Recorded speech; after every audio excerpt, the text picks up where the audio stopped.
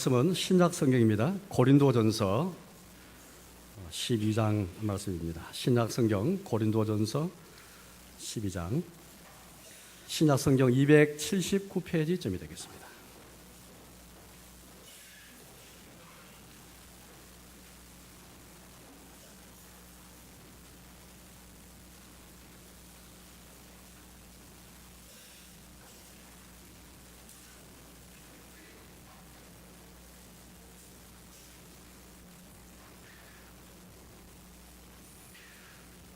(12) 장 27절에서 13장 8절까지를 제가 봉독하겠습니다. 고린도전서 12장 27절에서 13장 8절 말씀 제가 봉독하겠습니다. 너희는 그리스도의 몸이요 지체의 각 부분이라. 하나님이 교회 중에 몇을 세우셨으니 첫째는 사도요, 둘째는 선지자요, 셋째는 교사요, 그 다음은 능력을 행하는 자요, 그 다음은 병 고치는 은사와 서로 돕는 것과 다스리는 것과 각종 방언을 말하는 것이라. 다 사도에게느냐? 다 선지자에게느냐? 다 교사에게느냐? 다 능력을 행하는 자에게느냐? 다 병 고치는 은사를 가진 자에게느냐? 다 방언을 말하는 자에게느냐? 다 통역하는 자에게느냐? 너희는 더욱 큰 은사를 사모하라. 내가 또한 가장 좋은 길을 너희에게 보이리라. 내가 사람의 방언과 천사의 말을 할지라도 사랑이 없으면 소리나는 구리와 울리는 꽹과리가 되고, 내가 예언한 능력이 있어 모든 비밀과 모든 지식을 알고 또 산을 옮길 만한 모든 믿음이 있을지라도 사랑이 없으면 내가 아무것도 아니요. 내가 내게 있는 모든 것으로 구제하고 또 내 몸을 불쌍하게 내줄지라도 사랑이 없으면 내게 아무 유익이 없느니라. 사랑은 오래 참고 사랑은 온유하며 시기하지 아니하며 사랑은 자랑하지 아니하며 교만하지 아니하며 무례히 행하지 아니하며 자기의 유익을 구하지 아니하며 성내지 아니하며 악한 것을 생각하지 아니하며 불을 기뻐하지 아니하며 진리와 함께 기뻐하고 모든 것을 참으며 모든 것을 믿으며 모든 것을 바라며 모든 것을 견디느니라. 사랑은 언제까지나 떨어지지 아니하되 예언도 피하고 방언도 그치고 지식도 피하리라. 아멘. 여러분, 혹시 우리가 어려움을 당할 때에 어떻게 우리 어려움을 극복할 수 있겠습니까? 우리 개인적으로나 또 우리가 사회에서 하다 보면은 이런저런 종류의 어려움 겪고 공경에 처할 때 있는데요. 어떻게 그 공경과 어려움을 극복할 수 있겠습니까? 나름대로 또 생각하는 바 있지 않겠습니까? 혹은 지금 내가 현재 처한 나의 모습을 어떤 기준을 가지고 나를 시험하고 내가 지금 어디에 와 있는지, 어디를 가고 있는지 그런 내 자신을 여러 각도에서 시험하고 판단할 수 있겠습니까? 그 기준이 무엇이겠습니까? 혹은 우리가 지난 과거를 청산하고 미래로 나가기 위해서 우리 다 미래로 다 나가기 원하지 않습니까? 미래가 과연 있기 위해서는 우리가 어떻게 해야 될까?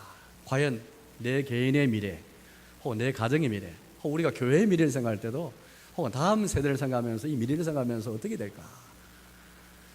이런저런 사실 생각들을 많이 해봤는데요. 여러분 생각에는 어떤 기준을 가지고 이렇게 우리가 해야 되겠습니까? 정말 이 스탠다드, 기준과 표준이 중요한데, 저는 특히 그리스의 고린도라는 지역을 방문하면서 이런 질문들을 한번 던져보았고, 오늘 성경 말씀 속에서 한번 답을 그렇게 찾아보았습니다. 제가 지금까지 여러분 두 번 제가 설교하면서 그리스 북부에 있는 데살로니가 공항에 내려가지고 베레아라는 곳에 가서 이렇게 이제 받은 그 감동을 여러분께 전달하고, 또 두 번째는 지난주에는 아덴에 가서 이렇게 받았던 그 감동들, 말씀을 여러분께 이렇게 소개 올렸습니다. 오늘은 고린도를 그리 방문했는데요. 이 고린도는 아테네에서 1시간 거리에 있습니다. 우리 같으면 서울에서 인천 거리입니다. 데살로니가 북부인데요. 거기서 아테네까지 500km인데 거기 있는 고속도로보다도 훨씬 더 잘 닦여 있는 그런 고속도로였습니다. 아주 속도도 많이 낼 수 있고요. 저 북부에서 아테네까지 올 때는 산도 넘고 고기도 많이 넘으면서 이게 고속도로인지 국도인지 구분할 만큼 도로 상황이 좋지 못했는데요. 그러나 아테네에서 고린도 가는 길은 그야말로 고속도로였고, 우리 시의 고속도로였고, 차선도 굉장히 많고 속도도 많이 내고 그런 겁니다. 그러면서 제 마음에는 여러 가지 생각이 교차했습니다. 아마 여러분도 같은 말 생각되는데요. 그리스 전역을 이렇게 쭉 방문하면서 바울이 이것도 다녔을 것이고 이것도 방문했을 것이고, 이게 참 벅찬 가슴이 있지 않습니까? 흥분되는 그 마음. 바울이 그것을 길을 건너면서, 바울이 방문했을 그곳을 방문하면서도 바울의 심령 가지고 다시 한번 그 현장으로 돌아가는 그 마음을 가지고 다녔는데요. 그런데 고린도로 갈 때는 뭔가 마음이 좀 이렇게 밝지 못했습니다. 아마 여러분들 같은 마음이 아닐까 생각되는데, 왜냐하면 고린도 교회 하면은 좀 첫인상이 사실 좋지 못합니다. 그래서 그렇게 우리가 고린도 교회 하면은 좀 칭찬받는 교회가 아니고 책망을 많이 들었던 그런 교회이기 때문에 좀 마음이 무거웠습니다. 바울의 이곳에서 1년 6개월 동안 이제 사역을 했는데요. 거절 방문하니까 좀 마음이 뭔가 좀 이상한데, 한편 그래도 잘 뚫린 고속도로를 지나가면서 고린도라는 지역이 이런 지역이었구나. 인천처럼 항구 도시였습니다. 큰 항구 도시인데요.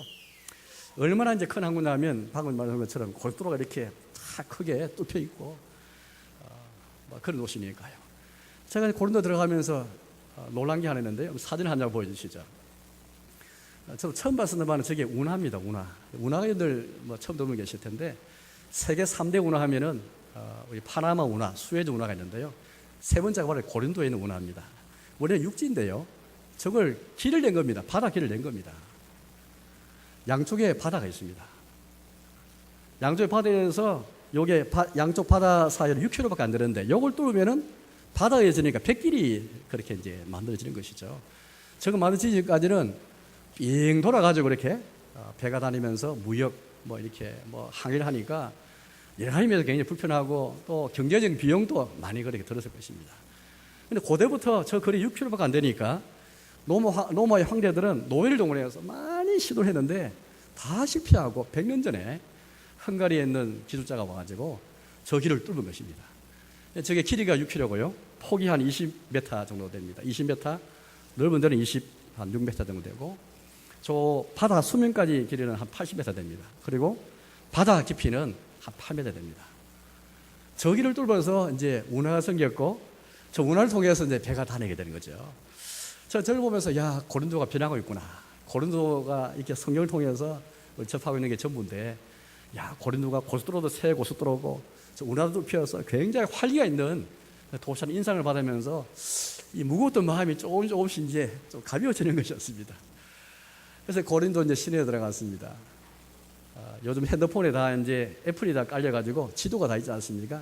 구글 맵스를 다 쳐서 한글로 쳐도 다 검색이 됩니다. 한글로 이제 고린도를 쳐서 그렇게 이제 시내 지도가 다 나왔어요. 지도를 확대하고 축소하면서 쫙 보니까 어디를 가야 될까? 바울의 흔적을 찾아야 되겠는데 어디에 그 흔적이 있을까? 제가 전혀 준비도 없이 예상이 없이 그렇게 이제 가기 때문에 여행 중에 그냥 도중에 하나씩 이제 고른 것밖에 없습니다. 지도 보면서 어디 가야 될까? 지도를 이렇게 늘었다 축소해다 확대하다 보니까 눈에 띄는 곳이 거리 이름이 사도 바울 거리예요. 그래서 저기부터 먼저 가야 되겠다 하고 차를 몰고 이제 갔더랬습니다. 가니까 거기에 사도 바울 기념교회가 우뚝 서 있는 것이었습니다. 차를 세우고 이제 교회당 안으로 이제 들어가려 하니까 문이 잠긴 거예요. 알고 보니까 점심시간은 개방이 안 되는 것이었습니다. 12시부터 12시까지. 할 수 없이 땡볕에 그냥 마당도 돌아보고 그냥 뜰에서 이렇게 헤매다가 그래서 서성거리면서 예배당 입구 쪽에 한번 그렇게 이렇게 여러 가지 장식도 있어서 그렇게 한번 돌아보았습니다. 왼쪽 보니까 뜻밖의 이런 돌비가 있는 것을 보았고 돌비 내용을 쳐다보게 되었습니다. 사진 하나 보여주시죠. 이런 돌비였습니다. 물론 저게 이제 그리스 말이니까 빨리 사실 구분하기 어려운데요. 저는 궁금했습니다. 저게 뭘까 가만히 보니까 고린도에 사역했던 모든 사역자의 명단이 1대부터 지금 89대까지 89대 이제 목사님은 2006년부터 사역한 목사님인데요.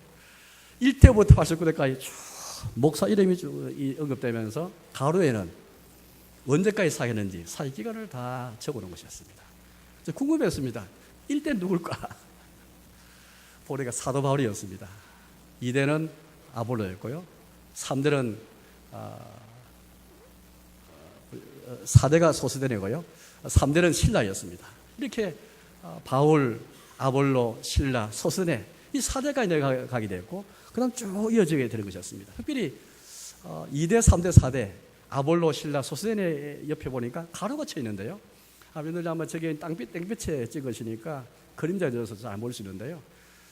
가로가 있는데 보니까 가만히 보니까 그게 사도 바울의 동력자요, 사도 바울의 친구다.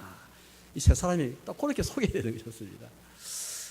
저는 굉장히 야 어떻게 이런 걸 기록해놨을까 생각들면서 왼쪽 보아서니까 오른쪽을 고개 탁 돌렸습니다.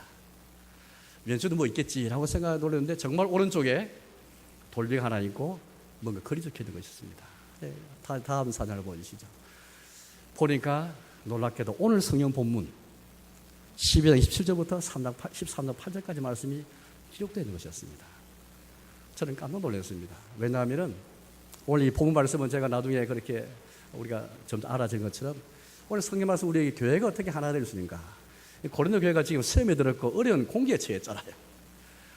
이런저런 문제 때문에 어려운 그런 문제를 당면했을 때에 사도 바울을 통해서 주시는 말씀이 두 가지 해결책이었습니다. 하나는 예수님을 주로 영접하라, 주로 시라. 두 번째는 사랑에 대해서 이렇게 이제 교훈하는 그런 성경이 오늘 말씀인 겁니다. 이 말씀이 거기에 오른쪽 돌비에 새기는 것이었습니다.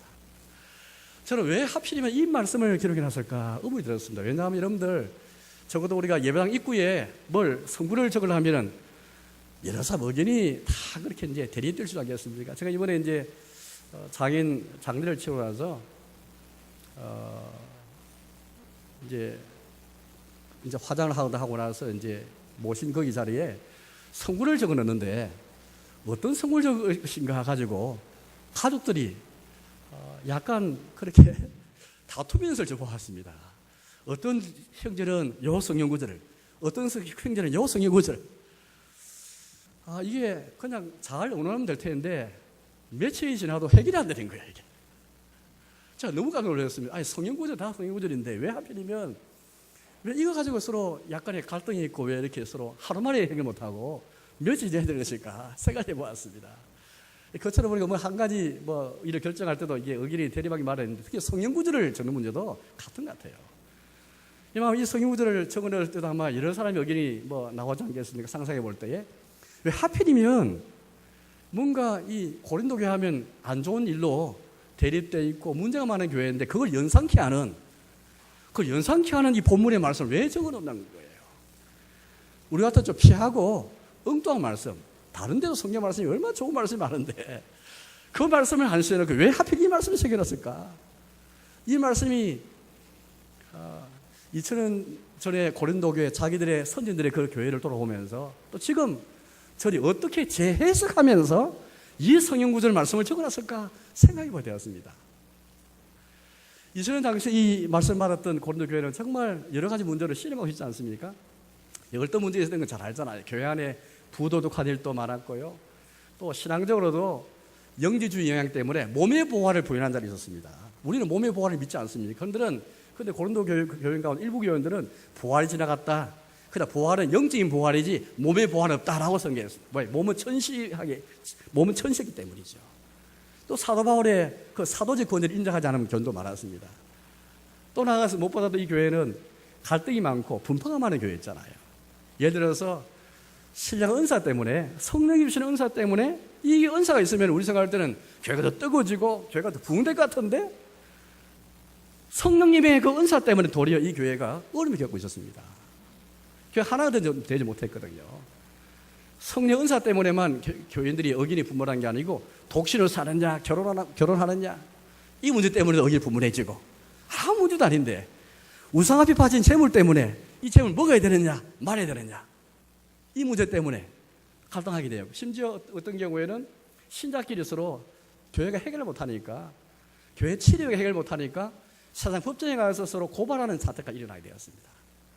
이게 얼마나 문제가 많았던 교회 아니에요. 이게 2000년 전에 고린도 교회 실상인데 한참 세월이 많이 지난 다음에 이제 후진인 이들이 왜 이 말씀을 왜 새겨놨을까? 지난 선지들의 죄, 선지들의 그 연약함을 생각나게 하는 이 말씀을 왜 새겨놨을까? 제 마음속에는 어떻게 재해석해서 그렇게 왜 어떤 목적으로 가서 어떤 의도가 적었을까? 이런 생각들이 많이 교차하게 되었습니다. 적어도 우리 한 가지 생각할 것은 이런 것 같아요. 적어도 2017년의 고린도 교회는 과거를 청산하고 더 이상 과거에 머물지 않고 2000년 전에 믿음의 선지들이 그렇게 걸었던 잘못된 천철을 더 이상 밟지 않고 미래로 가기 위해서 실행하고 있고 미래로 나가고 있다는 생각이 확실히 들었습니다. 미래로 가려는 건 마음이 아니면 어떻게 여러분들 죄를 생각하게 하는 말씀을 기록해가지고 우리가 하나 되자, 우리가 사랑하자, 교회는 그리스도의 몸이요 너희의 각 부분이라. 교회가 어떻게 하나 될 것인가, 교회 갈등의 요인인 신랑 은사 문제 어떻게 할 것인가, 이걸 실험하면서 하나님 말씀을 적어놓은 것이거든요. 또 더 일반적으로 본다 하면은 거대히 당한 이 어려운 공병의 문제, 어려운 시험의 문제를 어떻게 극복할 것인가, 이 문제가 해가지고 굉장히 실험하는 가운데 하나님 말씀, 비록 고통스럽지만은 자기의 죄를 딱 꼭 집어주는 말씀이지만은 그 말씀을 다 마음에 새기면서 또 돌비에 새기면서 이 말씀을 다 내놓는 거예요. 오늘 이 말씀은 그야말로 이 고린도 교회가 직면한 문제 가운데 특별히 신약 은사 문제 때문에요. 교회가 더 갈등이 심했는데 어떻게 신약 은사 문제를 해결할 것인가, 이것 때문에 원인이 되어서 교회가 하나 되지 못했는데 어떻게 교회가 하나 될 수 있을까, 이 문제에 대해서 하나님 주시는 말씀인데, 더 폭넓게는요, 하나님께서 나의 인생을 돌아볼 때에, 우리 각자가 내 자신의 모습을 돌아볼 때에, 혹은 내 가정이나 우리 교회를 돌아볼 때 어떻게 자신을 시험하고 판단할 것인가, 어떻게 우리가 과거에서 밀어나갈 것인가, 어떻게 해야 우리에게 미래가 있을 것인가, 어떻게 내 인생에 미래가 있고 우리 교회에 미래가 있고 다음 세대에 미래가 있고 어떻게 우리 가정에 우리 자녀들의 미래가 있을까, 어떻게 나의 현재 모습을 판단하고 시험할 수 있을까. 저는 오늘 이것을 오늘 말씀을 통해서 두 가지로 한 번에 그렇게 생각이 되었습니다. 첫째는 예수를 주로 신뢰하는 것입니다. 예수께서 우리의 주가 되시고 예수의 주되심, 굉장히 중요한 그런 주제지 않습니까? 성령 전체가 사실 예수님께서 우리의 주가 되시고 예수께서 우리 왕이 되심을 그렇게 우리에게 전가하고 선포하는 그런 있는데요. 예수께서 우리 주가 되시면 신랑 은사 때문에 생긴 문제든 간에 내가 당할 어떤 문제를 할지라도 예수께서 주가 되시면은 모든 문제 해결된다는 것이죠. 미력하기 위해서 우리가 지금 과거에 머물지 않고 과거에 우리가 그냥 거기에 빠지지 않고 미력하기 위해서는 예수께서 주 되신다, 이 고백을 가지고 나아갈 때에 여기에 참 미래가 있다는 것을 보여주는 것입니다. 두 분의 사랑이거든요. 사랑이 있을 때 나의 인생에 미래가 있고, 사랑이 있는가라는 질문을 가지고 내 인생을 한번 시험해보고 나의 과거, 나의 현재를 판단해 볼 수 있고, 과연 나에게 사랑이 있는가, 예수의 주심을 신하고 고백하는가, 이 두 가지 문제, 이 두 가지의 질문을 가지고 한번 현재의 나의 모습을 점검하고 미래 나가는가를 점검하고 있고, 내가 어떻게 문제를 극복할 수 있는가. 우리가 다 어떤 문제를 가지고 다 신임하고 있을 텐데요. 이 어떻게 내가 당한 문제를 극복할 수 있겠습니까? 그게 개인의 문제든 가정의 문제든 직장의 문제든 사업상의 문제든 교회적인 문제든 간에 어떻게 이 문제를 극복하고 나갈 수 있겠습니까? 어떻게 과거에서 밀어나갈 수 있겠습니까? 저거 오늘 성경 말에서 우리에게 두 가지입니다. 하나는 예수께서 주되심을 선포하라. 예수께서 주되심을 신하고 인정하라. 너가 주인이 아니고 예수님이 주인이시다. 이거 교회에 해당하면은 교회는 그리스도의 몸이다. 몇 사람의 몸도 아니고 한 사람의 몸도 아니고 우리의 몸도 아니고 그리스도의 몸이다 라는 것이고요. 이게 사랑이 또 우리에게 있는가? 사랑만이 승리하고 사랑만이 우리에게 성공을 주고 사랑만이 영원하고 사랑만이 중요하다, 이걸 우리에게 말하면서 이 복음을 전가하고 있는 것입니다. 저는 오늘 여러분들에게 두 가지를 질문하면서, 첫째는 예수를 주로 신하는가, 둘째는 사랑이는가, 이 두 가지 질문을 가지고 여러분께 설교를 드리려고 합니다. 처음에 예수님을 주로 신하는가라는 문제거든요. 그래서 이미 고린도 교회는 아까 말했던 것처럼 신령 은사 때문에, 성령 은사 때문에, 우리 생각할 때는 우리 교회도 성령님 은사가 많고 방언하는 사람도 있고 또 이처럼 통제하는 사람도 있고 예언도 있고 지식도 있고 온갖 은사가 많으면은 교회가 더 뜨겁고 교회가 더 활력이 있고 교회가 부흥할 것 같은데, 부흥의 요인이 갈등의 요인이 될 수가 있습니다. 문제는 어떻게 그걸 우리가 취하는가, 어떤 자세로 우리가 취하는가, 이게 중요하거든요. 이 문제는 오늘 12장 27절부터 시작된 게 아니고 12장 1절부터 시작되어서 사실은 14장까지 12장, 13장, 14장까지 이 문제를 쭉 다루고 있습니다. 제가 12장 3절을 읽어보겠습니다. 3절이거든요. 제가 읽어보겠습니다. 그러므로 내가 너희에게 알리노니 하나님의 영으로 말하는 자는 누구든지 예수를 저주할 자라 하지 아니하고 또 성령으로 아니하고는 누구든지 예수를 출신할 수 없느니라. 이 고린도 교인들은 성령님 은사를 받아가지고 방언도 하고 통역도 하고 예언도 하고 지식도 있는데요, 이렇게 성령으로 다 말한다는 것입니다. 그 문제는 다 자기들이 성령으로 말한다고 말하는데, 문제는 성령으로 말해도 그 가운데 예수를 출신하는 고백이 있는가, 이게 딱 기준이에요. 겉으로 볼 때는 나는 성령 받았다, 나 성령을 말한다. 나 성령 은사 받았다. 내가 성령 은사를 받아서 이게 행한다라고 말하는데 바울 통해 주시는 기준이 뭡니까? 아무리 성령을 말해도 예수를 주시라 하시는가? 가장 핵심입니다. 왜냐하면 성령을 말해가지고 방언도 하고 통역도 하고 예언과 지식인 이 문제 신비한 체험하는 거잖아요. 이건 정말로 우리 인간의 그 이성의 세계에서 체험할 수 없는 신비로운 그런 체험들인데 이 신비한 체험은 사실은 우리 기독교 교회에만 있는 게 아닙니다. 다른 종교도 있잖아요.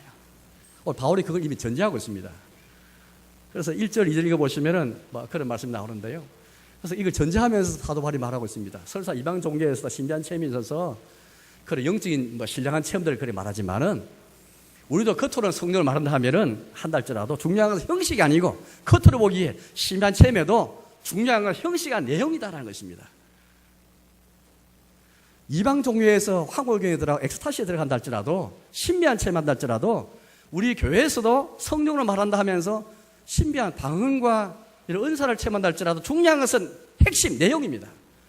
그 가운데 그런 은사를 통해서 예수를 주되심으로 예수가 주되신 것을 인정하고 그 은사를 통해서 예수가 주되심을 드러내고 증거하고 예수님 영광을 드러내고 예수를 높이고 있는 거 이거죠. 오늘 우리 주변에 은사 집회, 성령 집회를 많이 우리 보게 됩니다. 우리 그거 보면은 우리 교회도 성령 집회하면 좋겠다, 은사 집회하면 좋겠다 생각하는데요. 저는 그 성령 은사 집회를 우리는 무시하지 않습니다. 성령님과 은사를 성령님이 주어진 것이기 때문에 우리는 그거는 하나님의 선물이고 또 교회에 당연히 그것이 있어야 되는 것입니다. 문제는 성령 집회, 은사 집회에 혹은 성령을 사모하고 은사를 사모한다 했을 때에 그 내용이 과연 그 내용을 통해서 형식이 중요한 게 아니고 형식이라는 것은 이방종이기 때문에 내용상 예수의 주되심을 드러내는가? 이 은사를 통해서 병 고치고 능력하고 방언하고 통역하면서 과연 예수님을 드러내는가? 예수님을 증거하는가? 예수 주되심이 드러나는가? 이게 판단 기준입니다. 이게 스탠다드인 것입니다. 아무리 자기는 성령으로 뭘 말하고 했다 할지라도 예수님이 만들어내면 그거는 다시 한번 시험해 봐야 됩니다. 우리에게 이 성경 말씀 우리에게 이 다 기준을 딱 제시하고 있는 거예요. 과연 예수님이 드러나는가? 예수의 주되심이 드러나는가? 그전까지는 성령 은사 때문에 이게 얼마나 갈등이 많았지 않습니까? 갈등이 많아가지고 이게 분파가 생겨야 되는데 여기에 사도 바울 두신 말씀은 딱 핵심이 이건 거예요. 성령을 말하는 자는 예수를 주시할 수밖에 없다. 성령님이 땅에 오신 것은 예수님을 더 드러내고, 왜냐하면 성령님은 아버지 하나님과 아들 하나님 예수님을 통해 성령 주었기 때문에 성령 오신 것은 예수님이 하신 말씀을 기억나게 하고 예수님 하신 말씀을 드러내고 증거하기도 하기 때문에 결국 성령님이 오신 것은 결국 예수님을 드러내는 것입니다. 성령에서 예수님께 돌아가야 되는 것이죠. 이게 바로 핵심인 것입니다. 이걸 이제 사도 바울을 통해서 교회에 적용시키고 있습니다. 바로 그것이 오늘 27절 말씀입니다. 27절 말씀을 제가 다시 읽어보겠습니다. 27절. 너희는 그리스도의 몸이요 지체의 각 부분이라. 예수가 우리의 주되시다는 것은 정말 우리 개인의 삶에 늘 적용해야 되겠죠. 여러분, 나의 직장, 나의 가정, 나의 사업, 나의 인생, 나의 미래를 생각하면서 또 나의 자녀를 생각하시면서 과연 예수 주되심이 얼마나 다 이렇게 능력이 나타나는가. 저는 한국교회를 보면서 우리 주변의 모든 삶을 보면서 과연 예수 주되심이 얼마나 우리 시민생활에, 우리 경제생활에, 우리의 가정생활에, 우리의 교회생활에 얼마나 드러나는가. 예수 주되심이야말로 가장 중요한 잣대인데, 나를 판단하고 나를 시험하고 미력하기 위한 중요한 건 잣대인데 이걸 놓칠 때가 참 많은 겁니다. 특별히 교회 적용할 때에. 교회는 몇 사람의 몸도 아니고요, 우리 모두의 몸도 아니고 그리스도의 몸이다, 그렇게 말합니다. 그리스도께서 주가 되셔서 그리스도께 속한 몸이고 이 몸은 우리 속한 몸이 아니에요. 오늘 많은 교회들이 특정한 몇 사람에 의해서 자주되는 몸이 될 수 있고, 어떤 경우에는 민주주의 방식으로 다 하나가 되어서 억지로 단계를 잘했습니다. 억지로 하나를 만들었는데 우리 몸이 될 가능성이 많아요. 우리 교회 강조하면은 예수님의 교회는 아니고 우리 교회는 될 가능성이 많습니다. 여러분, 교회는 결코 몇 사람의 몸도 아니고요, 목사의 몸도 아니고 당의 몸도 아니고 우리의 몸도 아니고, 설사 교회 안에 지체가 많아서 하나가 되어서 하나님도 할지라도 중요한 것은 그리스도에 속한 몸인가, 그리스도가 주가 되어서 다스린 몸인가, 이걸 잘 우리가 한번 봐야 되는 것입니다. 오늘 이 사도 바울이 일절 안 했지만 저희가 이 12장 읽어보시면 인체에 비교하고 있거든요. 우리 사람 몸 인체에 이런 지체가 많잖아요. 머리도 있고, 눈이 있고, 코가 있고, 귀가 있고, 손과 뭐 다리, 팔, 뭐 이런 지체들, 기관들이 다 많이 있습니다. 이걸 예를 들면서 지체가 많아도 다 하나를 이루어서 하나의 몸, 하나의 인체를 이루고 있지 않느냐.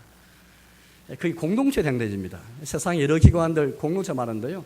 한 공동체에 여러 지체가 있고 회원들이 있다 할지라도 그 지체들이 하나가 되어서 결국 하나의 공동체를 이루고 있는 것이죠. 이 교회도 해당되는 것입니다. 교회 안에 지체가 많지만은 또 성령께서 모든 지체들에게 다양한 은사, 각자 은사를 주셨지만은 이것들이 다양성을 표현하기도 하지만 그러나 하나를 이루어서 하나의 몸을 이루고 있다라는 것입니다. 그걸 강조하면서 동시에 여기 머물지 않고 그리스도에 속한 몸이다. 그리스도에 속한 하나의 몸이 되었다. 그렇게 말하고 있습니다. 오늘 이 말씀 보면서 우리는 몇 가지 가능성을 생각해 봐야 되는데요. 한 가지는 우리 잘못하면 한 사람의 몸이 될 가능성도 있고요. 혹은 특정한 몇 사람의 몸이 될 가능성도 있습니다.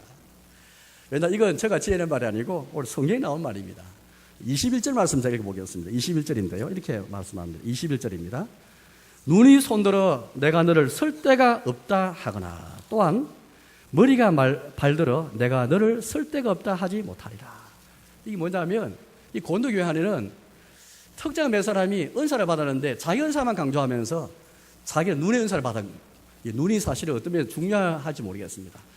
우리 사람 인체는 다 동일한데 그래도 우리 생각할 때 우리가 생각해봐도 그 눈이 더 중요하지 머리가 더 중요하다 생각하잖아. 그래도 손이나 팔, 다리보다도 눈이 더 중요하고 또 머리 중요한 것은 다 우리가 일치할 거예요. 이런 식으로 교회 안에 나는 눈이다, 나는 머리다 생각하면서 너는 손에 불과해, 너는 발에 불과해. 자기가 받은 은사만 다 강조하면서 다른 사람이 받은 은사는 인정해 주지 않는 거예요. 그러면서 소수 위에서 자기를 눈으로 생각하고 자기는 머리로 생각하고 자기를 다 이끌어가는 거예요. 이런 1인 배경 속에서 우리에게 하나 성령님께서 다양한 은사 주신 것은 그리스도에 속한 하나의 몸을 이루기 위한 것이다. 이걸 우리에게 지금 말씀하고 있는 것이거든요.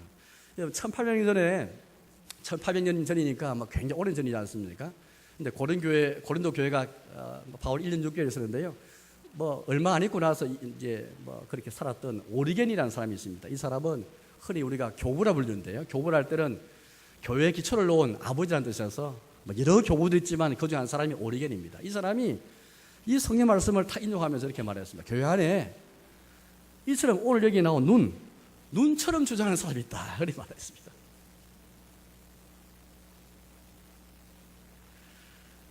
정말 교회의 핵심적인 인물이고 중요한 인물이에요. 그런데 자기만 우울하고 다른 사람은 다 무시해버리는 거예요. 그러면서 오리겐이 경고했습니다. 교회 안에 눈처럼 행하는 사람이 있는데 그 한 사람 때문에 교회가 넘어질 수 있다. 사실 여러분들 우리 몸 안에 눈이 중요하다 할지라도 우리가 팔이나 다리나 귀나 다른 신체 기관도 다 잘 중요하고 어느 한 기관만 문제 생겨도 온 신체가 힘이 들고 온 신체가 괴롭고 큰 문제가 발생하지 않습니까? 눈이 중요한 것은 다 우리 인정한다 할지라도 다른 신체는 그렇게 무시할 수 없는 것이죠. 이 다 여러 지체가 이루어서 하나의 몸을 이루기 때문에 각 지체가 이렇게 따로 노는 것이 아니지 않습니까? 여러분, 우리가 교회가 잘못하면은 이처럼 다양한 은사가 있는 것을 인정하지 아니하고 내가 받은 은사만 그렇게 생각하면서 그렇게 우리 행사할 수가 있습니다. 사도 바울이 오늘 10장 28절 이하를 좀 말씀 보시면은 몇 가지를 말씀하는데 특히 29절 말씀을 보겠습니다. 29절인데요. 다 사도에게느냐, 다 선지자에게느냐, 다 교사에게느냐, 다 능력을 행하는 자에게느냐, 다 병고칠 은사를 가진 자에게느냐, 다 방언을 말하는 자에게느냐, 다 통렬한 자에게느냐. 이 말씀 잘 생각해보면 어떤 사람은 사도도 하고 싶고 선지자도 하고 싶고 교사도 하고 싶고 능력한 자 되고 싶고 자기가 다 하고 싶은 거예요. 그렇게 해서는 교회는 건강하지 못하다는 것입니다. 이 교회는 보면은 14장도 그런 말씀이 계속 나오는데요. 어떤 사람은 다 자기가 사도고 자기가 신령한다고 생각하고 자기만 다 일하고 다른 사람 인정하지 못했습니다. 여러분, 우리가 오늘 이 말씀을 가만히 새기면서 과연 예수님이 우리 주 되심을 인정할 때에 어떤 일이 발생하는가?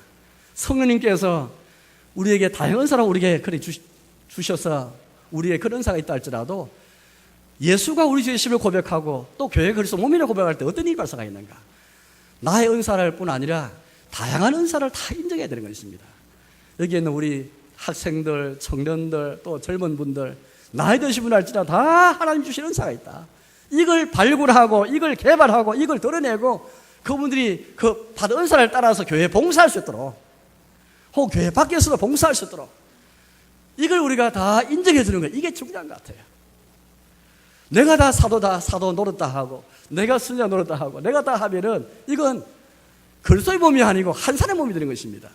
그리스도께서 머리가 되어서 은사를 주시어서 몸을 고르게 한 것이 아니고 내가 다 하기 사람.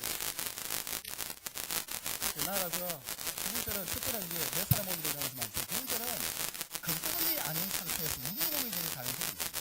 무슨 얘기하니까 저희가 지금 은사를 다 인정하고 민주주의 방식으로서 하나의 죄를 칩시다. 하나의 몸을 이루다 칩시다. 또 우리가 서로 억지로 관계를 하자, 일치하자, 하나 되자 해가지고 또 우리 교회 하면서 하나가 될 수가 있습니다. 그래서 문제는 우리 교회는 되는데 예수님의 몸이 안 되는 거예요. 예수님께 속한 몸이 되는데 예수께서 머리가 되어서 예수께서 머리가 되셔서 주가 되셔서 그리스도께 속한 몸이 되는데 우리 몸은 되었지만 우리끼리는 하나 되고 하나 되는데 예수님이 주가 되셔서 다스린 몸으로 인정하지 못하고 드리지 못하는 거예요. 오늘 여기 말씀 보시면 13장의 사랑에 대한 말씀인데 여러분들 그냥 오늘 성경 말고 우리 사랑만 말씀한 게 아니고 제일 먼저 예수가 주 되심을 고백하라. 교회는 그리스도의 몸이다. 말씀한 다음에 우리가 사랑을 말씀하고 있습니다. 사랑은 심지어 예수가 주 되심을 그걸 없애려거나 깔아뭉개는 게 아니에요. 예수가 주 되심을 고백하고 교회도 그리스도의 몸이요. 그렇게 하는 가운데 사랑을 다 우리에게 말씀하고 있는 가운데 있습니다. 어떻습니까? 여러분들 과연 우리 교회가 그리스도의 몸인가? 그리스도의 주가 되시어서 주가 다스리는 몸인가? 오늘 전체 말씀 한번 생각해 보십시오. 오늘 첫째 우리가 한번 이 질문을 던졌는데요. 예수께서 주되심을 내 개인과 내 삶과 또 혹은 우리 교회 생활과 우리 교회에다 한번 적용해 봤는데요. 나의 문제는 무엇을 가지고 나를 진단하고 무엇을 가지고 나를 시험할 수 있고 나를 판단할 수 있겠습니까? 또 어떻게 해야 내가 미련나갈 수 있고 우리 교회도 어떻게 해야 미련나갈 수 있겠습니까? 적어도 예수의 주되심을 고백하고 예수의 주되심을 인정하는 가운데 이게 확장돼 가고 좀 확산돼 가고 더 깊어져 가는 것. 여러분 있는 장소에서 여러분이 가정에 있든 직장에 있든 생업에 있든 우리 사회생활 하든 경제생활 하든 혹은 국가적으로 예수께서 우리의 주가 되셔서 우리 다스리셔서 인정하면서 고백하는 삶. 이게 이런 부족하면은 제대로 우리가 판단할 수가 없습니다. 이게 가장 핵심인데 가장 핵심적인 기준이고 잣대인데 이 잣대 외에 다른 무엇을 이거보다 더 앞세울 수가 없는 것입니다. 이것만큼 더 중요한 잣대가 없습니다. 과연 나의 인생에 우리 교회에 나의 가정에 예수가 우리의 주가 되신가? 우리 교회가 그리스도의 몸인가? 가장 중요하게 생각, 가장 핵심적으로 생각할 그런 문제인 것입니다. 그럴 때 우리 개인이든 교회든 우리 가정에 밀가게 되는 것입니다. 두 번째 사랑입니다. 두 번째 우리 주시는 말씀은 사랑인데요. 갑자기 왜 사랑이 나오는지를 한번 생각해 보신다면 그만 이해됩니다. 그럼 제가 12장 마지막 절 읽어보겠습니다. 12장 31절인데요. 너희는 더욱 큰 은사를 사모하라. 내가 또한 가장 좋은 길을 너희에게 보이리라. 더 큰 은사, 더 가장 좋은 길을 우리에게 사모하라 하시면서 보이겠다 말씀하시는데 그게 바로 사랑인 거예요. 지금 고린도교의 문제는 성령 은사가 부족해가지고 문제 발생한 게 아닙니다. 열심히 부족했으면 생긴 게 아니고 사랑이 부족해서 생긴 문제인 거예요. 첫째는 예수의 주되심을 이 고백이 부족하였고 두 번째 사랑이 부족하였습니다. 그리스도는 부활하시는데요. 새로운 몸으로 부활하셨고 영광스러운 몸으로 부활했습니다.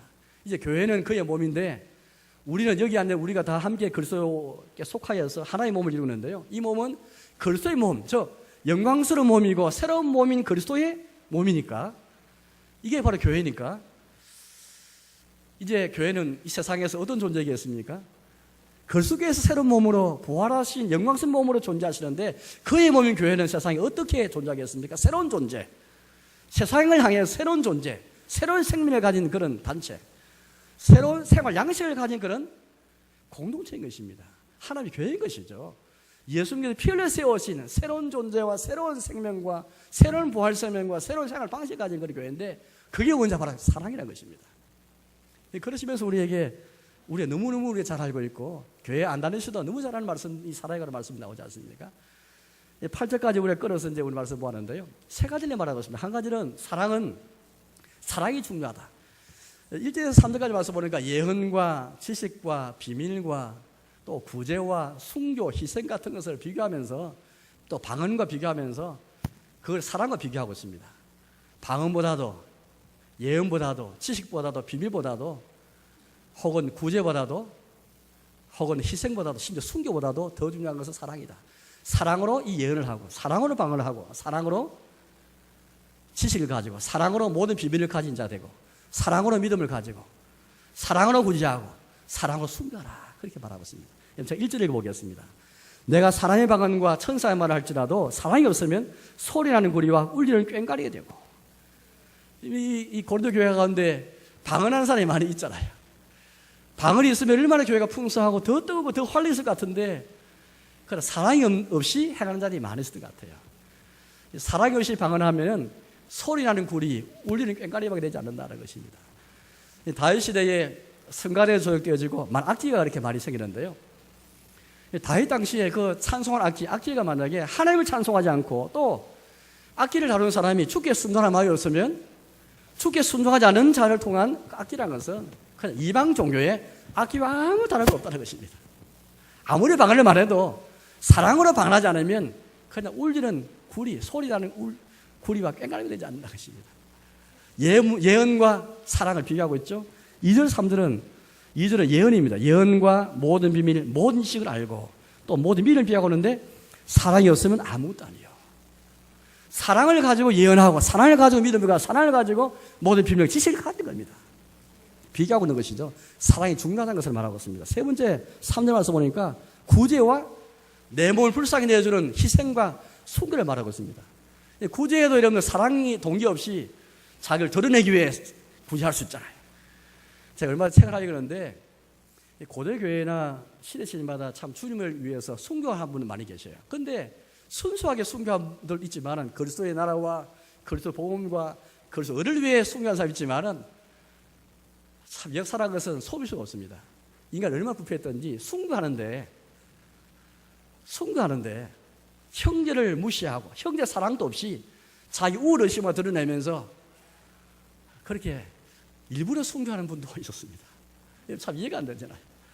역사라는 것은 참 속일 수 없는 것 같아요. 자기 몸을 불쌍히 내어주는 순교가 있고 희생을 할지라도 형제를 깔보면서 순교하신다는 거예요. 사랑이 없으면 아무것도 아니라는 것입니다. 4절에서 6, 7절까지는 사랑만이 승리한다는 것을 보여주고 있습니다. 부정적으로 이렇게 좀 우리 묘사를 하고 있는데요. 4절 말씀입니다. 사랑은 오래 참고 사랑은 온유하며 시기하지 아니하며 사랑은 자랑하지 아니하며 교만하지 아니하며 무리에 행하지 아니하며 자기 유익을 구하지 아니하며 성내지 아니하며 악한 것을 생각하지 아니하며 불을 기뻐하지 아니하며 진리와 함께 기뻐하고 모든 것을 참으며 모든 것을 믿으며 모든 것을 바라며 모든 것을 견디느니라. 세상에 흔히 우리가 성공하면은 오래 참아야 어떻게 성공할 수 있겠는가라고 생각하면 참으면 성공 못해라고 생각합니다. 온유해서 성공 못하라고 생각합니다. 시기도 해야 성공하지라고 생각하죠. 자랑도 해야 성공한다 생각합니다. 좀 교만도 하고 예절을 따지고 예의를 지켜서는 성공할 수 있다고 생각하는 것이죠.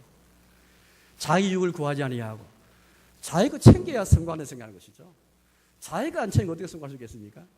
마귀가 속삭이는 것입니다.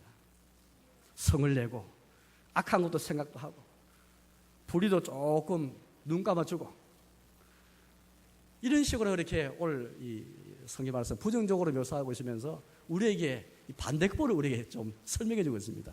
이렇게 하면 성공이다. 마귀가 어떻게 속삭이는지를 우리에게 잘 설명하고 있는 것입니다. 세상에서는 그렇게 해야 성공하는 생각하지만 오늘 하나님 말씀은 사랑이 승리한다. 오늘 내가 당한 문제, 우리 가정에 당한 문제, 우리 교회가 당한 문제는 어떤 문제인지 모르겠습니다. 그러나 예수와 주되심을 고백하는 것으로 우리가 결국에는 우리가 이 문제를 해결할 수 있고 두 사랑입니다. 여러분들 개인이든 가정에 신의 많은 문제 있을 거예요. 오늘 말씀에 답을 찾아주십시오. 사랑만이 결국에 승리하게 만드는 것입니다. 다음은 세 번째인데요. 8절 말씀 보니까 사랑 언제까지나 떨어지지 아니하되 예언도 피하고 방언도 거치고 지식도 피하리라. 방언, 예언, 지식을 또 언급하면서 사랑과 비교하고 있죠. 사랑은 언제까지 떨어지지 않는다. 사랑만이 영원하다는 것입니다. 다른 것은 영원하지 않는데 사랑만이 영원하다. 결국 오늘 13장 전체 말씀, 사랑이 결국 우리에게 중요한 것이고, 사랑이 중요한 것이고, 사랑이 우리에게 승리를 주고, 사랑이 성공을 가져주고, 사랑이 영원한 것이다. 이거 제시하면서 우리에게 우리 자신을 판단하고 문제를 해결하고 밀어나가기 위한 하나의 스탠다드 잣대를 우리 제시하고 있는 것입니다. 제가 그리스 이제 전역을 돌면서 또 한 곳을 갔는데요.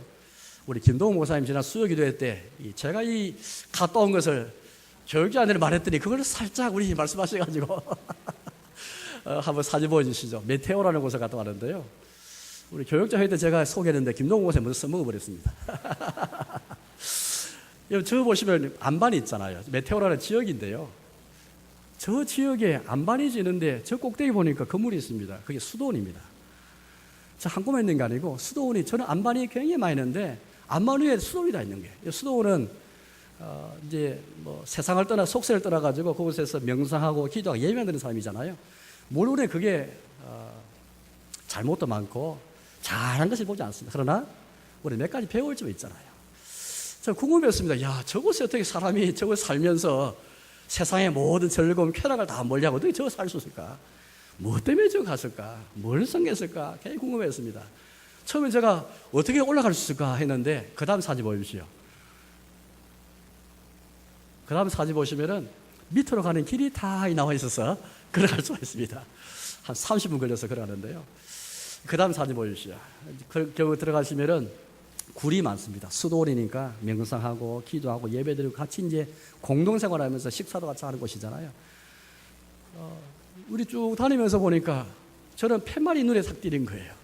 저 팻말이 한두 개 아니었습니다. 그래서 사진 다 찍고 가만 보니까 저게 무슨 말씀입니까? 생각해보니까 요한일서에 나오는, 요한일서는 사랑에 관한 말씀들이 많잖아요. 저 요한일서 4장 20절 말씀이거든요. 누구는 하나님을 사랑하느라 하고 형제를 위하면 그를 거짓말하는 자니라는 말씀입니다. 저희 눈에 탁 띄는 겁니다. 그 다음도 사진 보시죠. 제가 몇 개를 찍고 하는데 저런 식으로 또 그 다음 보시죠. 저런 식으로 이제 성경 구절이 다 적혀 있고 어떤 건 성경에서 좀 해석해가지고 만든 그런 명언 비슷하게 적혀 있는데요.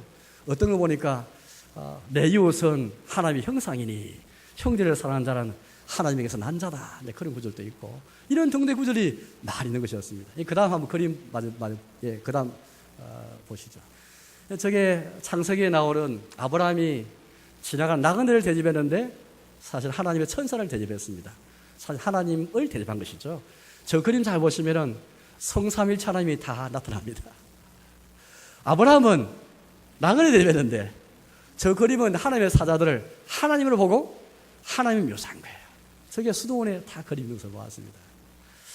저는 그때야 비로소 이 수도사들이 여기서 뭘 명성했을까? 딱 주제는 하나였습니다. 사랑이었습니다. 사랑이 참 쉽지 않은 거 잘 알잖아요. 그러나 여러분 우리가 오늘 우리 회복해야 되고 특히 말세에 불법이 일성하고 사랑이 식으실 때다라고 우리에게 말씀하시는 그 말세의 특징을 생각하면서 우리 교회가 뭘 해야 될 것인가? 흔히 우리가 교회 성장, 교회 부흥을 위해서 기도 많이 하잖아요. 우리 잘못이 뭐냐니까 교회 성장과 교회가 잘 되고 교회 미래를 위해서 기도하는데 힘을 쓰는데 전체적으로 보지 못하고 몇 가지 면만 보는 거예요. 여러분 교회 성장, 교회 부흥을 위해서 사랑하는 교회가 되기 위해서 얼마나 기도하고 있습니까? 전도도 중요하고 선교도 열심히 하고 구조도 많이 해야 되겠는데 특히 우리가 사랑하기 위해서 예수가 주 되심을 고백하고 사랑 있는 교회를 위해서 얼마나 기도 많이 하고 있고 얼마나 힘쓰고 있는가. 이게 있어야 우리가 이걸 통해서 자신을 시험하고 지금 내가 서 있는 내 자신을 판단도 할 수 있고 내가 정말 미래에 가고 있는가를 미래를 향하는 그런 내 자신 한번 판단해 볼 수 있는 중요한 잣대인데 우리 어느새 중요한 잣대는 또 잃어버리고 이 다른 잣대를 가지고 이 두 가지 잣대를 보다 먼저 앞세워갈 때가 참 많이 있는 것 같아요.